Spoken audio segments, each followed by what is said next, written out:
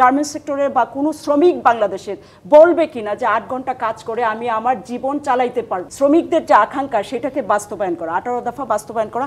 আরেকটা কথা ওনারা তখন বলেছিলেন স্পষ্টভাবে, আমার মনে আছে, যে গার্মেন্টস সেক্টরে মজুরিটাকে পুনর্বিবেচনা করা হবে। আমরা 5ই আগস্টের পরে, আমি যে কথাটা খুব গুরুত্বের সাথে বলতে চাই, শ্রমিকরা যখন আন্দোলন করে, 5ই আগস্ট একটা গণঅভ্যুত্থান হয়েছে, গণঅভ্যুত্থানের পরপরই ব্যাপক আন্দোলন হয়। তখন কিন্তু সরকারের কাছ থেকে একটা আহ্বান করা হয় আমাদেরকে যে যারা গণঅভ্যুত্থানের অংশীদার ছিলেন তারা সকলে মিলে চলেন এই পরিস্থিতিটাকে একটু স্বাভাবিক করি। আমরা কিন্তু সেটা রেসপন্স করি, কারণ এটা আমরা দায়িত্বের মধ্যে রাজনৈতিকভাবে একটা কর্তব্য মনে করেছি যে এটা রেসপন্স করা উচিত এবং আমাদের অর্ডার যেন কোথাও শিফট না হয়ে যায় সেই জায়গাটা দেখা উচিত।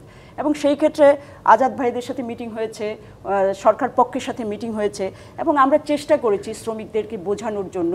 এবং সেইখানে কিন্তু শ্রমিকদের আন্দোলনের ধারাবাহিকতা 18 দফা একটা চুক্তি হয়েছে। আজকে তো আপনি 1/3 যে কথাটা বললেন, ওনারা এটাকে ডিনাই করলেন। আমি আসলেই কিছু নাম সহ ওনাদের ডিপার্টমেন্টে আমি দিতে চাই, কিন্তু এই 18 দফায় কিন্তু সর্বত্র বাস্তবায়ন হয় না। তাহলে এই গণঅভ্যুত্থান পরবর্তী সরকারের দায়িত্বের মধ্যে তো ছিল শ্রমিকদের যে আকাঙ্ক্ষা সেটাকে বাস্তবায়ন করা, 18 দফা বাস্তবায়ন করা। আরেকটা কথা ওনারা তখন বলেছিলেন স্পষ্টভাবে, আমার মনে আছে, যে গার্মেন্টস সেক্টরে মজুরিটাকে পুনর্বিবেচনা করা হবে।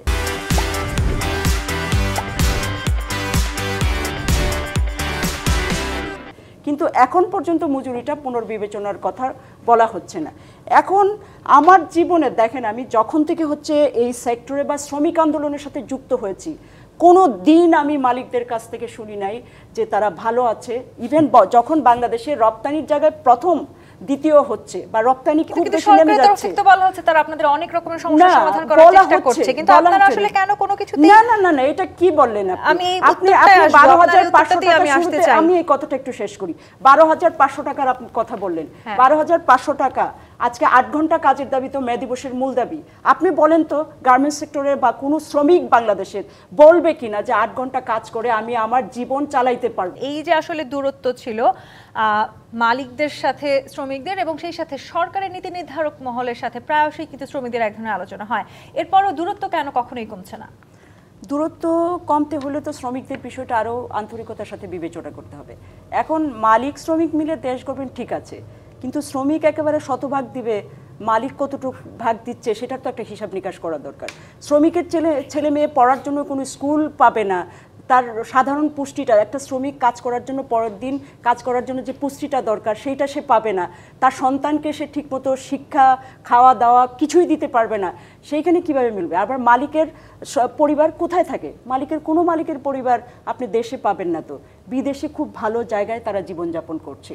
এবং আজকে যে এরকম একটা পরিস্থিতি, এই যে একটা শ্রেণী বৈষম্য এবং ধন বৈষম্য একটা তীব্র জায়গায় চলে আসছে, ফলে এখানে আইসা আপনি যখন এই কথাটা বলবেন, আপনি শ্রমিকের কাছ থেকে নিংড়ে একদম শতভাগ নেবেন এবং সেই জায়গাটা থেকে আমরা সরকারের দিক থেকে দেখি, আমি তো সরকারকে একটু স্পষ্টভাবে বলবো যে অভ্যুত্থানের পরে আমরা যতটা ইতিবাচক মনোভাব নিয়ে সরকারের প্রতি ছিলাম এখন আর নাই, কারণ তারা একটু বিপরীত দিকে পথ হাঁটা শুরু করছে।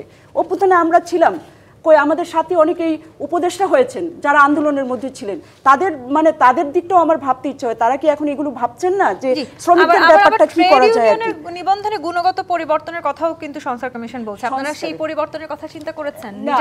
আমাদের একটা দীর্ঘদিনের লড়াই, জাতীয় একটা ন্যূনতম মজুরি, ট্রেড ইউনিয়নের এটা একটু সহজ করা, কিন্তু ট্রেড ইউনিয়ন সহজ করলে কি হবে? মালিক পক্ষে যদি ট্রেড ইউনিয়ন করতে চায়, মালিক অবশ্যই এটা বিরোধিতা করবেন, তখন যে ট্রেড ইউনিয়নটা সহজে পাওয়া যায়। ওনার লোক যদি গিয়ে ট্রেড ইউনিয়ন করতে চায়, যখন শ্রমিকের স্বার্থ রক্ষা করে কেউ সংগঠন যায় ট্রেড ইউনিয়ন করতে, সেই ট্রেড ইউনিয়ন করতে গিয়ে আমি নিজে জেল খেটেছি, বুঝেছেন? ফলে এই ক্ষেত্রে আমরা দেখেছি যে শ্রমিকদের পক্ষে আসলে মালিক এবং সরকারের দাঁড়ানো খুব কঠিন ব্যাপার।